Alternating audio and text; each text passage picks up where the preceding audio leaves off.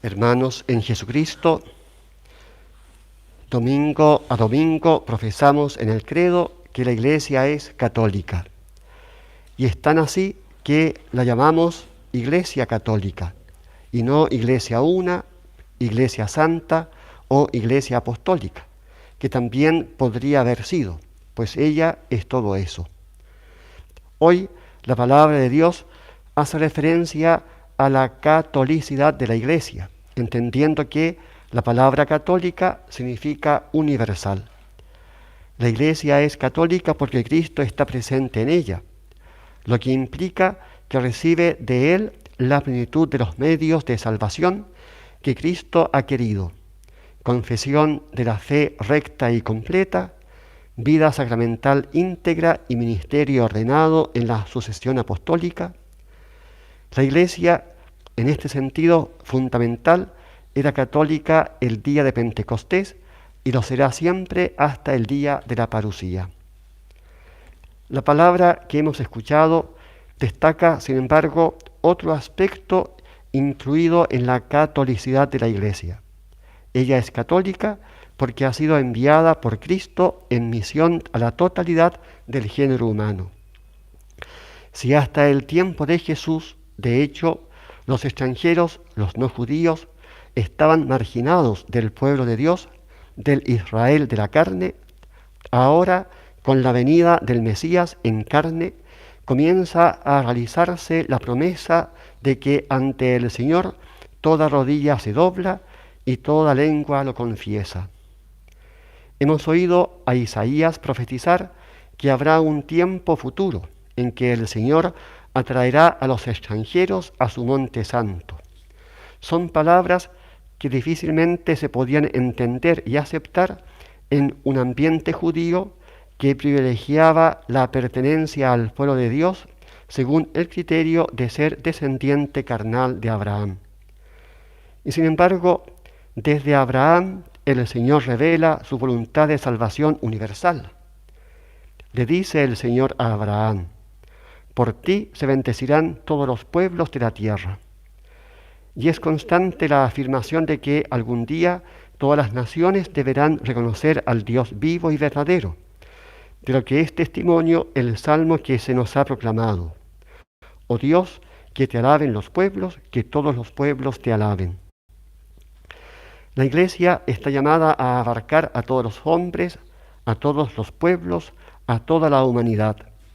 Ya lo había profetizado Isaías: caminarán las naciones a tu luz y los reyes al resplandor de tu alborada. Por eso, lo que nos puede llamar la atención del Evangelio de hoy es que pareciera que Jesús restringe su misión a solo el pueblo de Israel. ¿Cómo se entienden estas expresiones de Jesús? No he sido enviado más que a las ovejas perdidas de la casa de Israel. Y no está bien tomar el pan de los hijos y echárselo a los perritos. Si leemos estos textos al margen de toda la revelación y sin considerar en toda su verdad el misterio de Cristo, podríamos creer que Jesús piensa que su Padre lo ha enviado solo a los judíos. Pero no es así. Son muchos los textos del Evangelio que hacen ver claramente que Cristo quiere abarcar a toda la humanidad. En efecto, una de las primeras palabras de Jesús en el Evangelio hace referencia a esta universalidad de su misión. Dice Jesús refiriéndose a sí mismo: porque tanto amó Dios al mundo que dio a su Hijo único, para que todo el que crea en Él no perezca, sino que tenga vida eterna.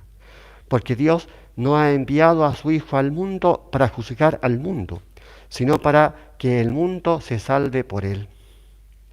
Es por ello que no podemos interpretar los textos de hoy en un sentido distinto al de toda la Escritura y de la tradición unánime de la Iglesia. Cristo vino a este mundo para hacer realidad la salvación de toda la humanidad, según lo anunciado en el Antiguo Testamento. Cristo se concentra en Israel, porque es el pueblo de la primera alianza, elegido para que preparara la nueva y definitiva alianza de Dios con los hombres.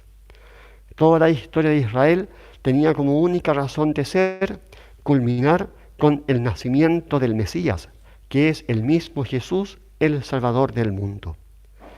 Esta concentración de la predicación de Jesús en Israel no es excluyente del anuncio del Evangelio a toda la humanidad. Es precisamente la última y más grande manifestación del amor de Dios por el pueblo de Israel, para que cumpliera el motivo de haber sido elegido, ser bendición para todos los pueblos, pues los dones y la vocación de Dios son irrevocables. Así se pueden también entender las últimas palabras de Jesús en el Evangelio de San Lucas. Se predicará en su nombre la conversión para perdón de los pecados a todas las naciones, empezando desde Jerusalén. Es por ello que esta actitud y estas palabras duras de Jesús, dirigidas a la mujer cananea, hay que interpretarlas en el sentido de ser ellas un modo pedagógico por el cual se intensifica la fe de quien pide insistentemente en la oración, suplicando un milagro al Señor. La oración de esta mujer nos hace ver que ella, por la fe, ya sabe quién es Jesús. Es el Señor, es el Hijo de David, es decir, el Mesías prometido. Y porque cree, insiste en su oración. Ten compasión de mí, Señor, Hijo de David. Mi hija tiene un demonio muy malo. Es tanta su insistencia que los discípulos tienen que decirle al Señor rogándole: atiéndela, que viene detrás gritando. La aparente sordera del Señor, luego su negativa y finalmente su trato duro son pruebas que fortalecen la fe de la mujer cananea y la hacen perseverar en la confianza de que finalmente será escuchada por Dios. De su fe le dice Jesús: mujer, qué grande es tu fe, que se cumpla lo que deseas. Y vemos cómo la oración hecha con fe en Jesucristo realiza lo que pide. En aquel momento quedó sanada su hija. Este Evangelio nos enseña la importancia de la fe, que hay que conservar firme especialmente en los momentos de prueba y de aparente silencio del Señor. Y la necesidad de perseverar en la oración, sobre todo en tiempos de oscuridad, de desolación, de dificultades y también cuando nos vemos abatidos a causa de nuestros propios pecados, caemos en tentación y hemos sido atrapados por las insidias del demonio. La palabra de Dios, como hemos dicho, destaca hoy la misión universal de Cristo y de la Iglesia, expresada en las últimas palabras de Jesús en la tierra, antes de subir al cielo. Vayan pues y hagan discípulos a todas las gentes, bautizándolas en el nombre del Padre y del Hijo y del Espíritu Santo. La obra redentora de Cristo abarca a todos los hombres, aunque de hecho, estando Jesús en la tierra, solo recorrió el pequeño territorio de Israel y anunció el Evangelio a muy pocas personas. Sin embargo, se dice de Jesús: tú compraste para Dios con tu sangre hombres de toda raza, lengua, pueblo y nación. El llevar a Cristo a todos los redimidos por su sangre es la tarea encomendada a la Iglesia y que con la fuerza del Espíritu Santo ha realizado desde un comienzo y lo seguirá haciendo infaliblemente hasta la consumación de la historia. Quienes estamos hoy aquí celebrando esta Eucaristía somos testimonio vivo de la catolicidad de la Iglesia.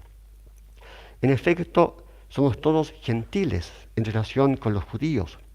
Y además, Dios ha querido en su providencia que fuésemos realmente de distintas razas, lenguas, pueblos y naciones.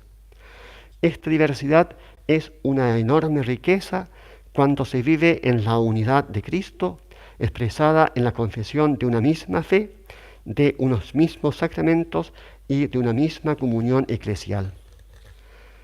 Aprecia esta riqueza y se siente cómodo con ella quien ya tiene un corazón católico, es decir, un corazón semejante al de Cristo, teniendo entre nosotros sus mismos sentimientos, sus mismas ansias redentoras del mundo entero, queriendo abarcar a todos, para que al nombre de Jesús toda rodilla se doble en los cielos, en la tierra y en los abismos, y toda lengua confiese que Cristo Jesús es Señor, para gloria de Dios Padre. Estamos celebrando la Eucaristía, el misterio de la fe, la mejor oración que podemos elevar al Padre por Cristo en la unidad del Espíritu Santo. Es el culto ofrecido a Dios que le agrada, ofrecido por la Iglesia a nombre de todos nosotros. Es aquí, en la Eucaristía, donde se expresa y se realiza la catolicidad de la Iglesia, pues la copa de bendición que bendecimos, ¿no es acaso comunión con la sangre de Cristo? Y el pan que partimos, ¿no es comunión con el cuerpo de Cristo? Porque aun siendo muchos, somos un solo pan y un solo cuerpo, pues todos participamos de un solo pan.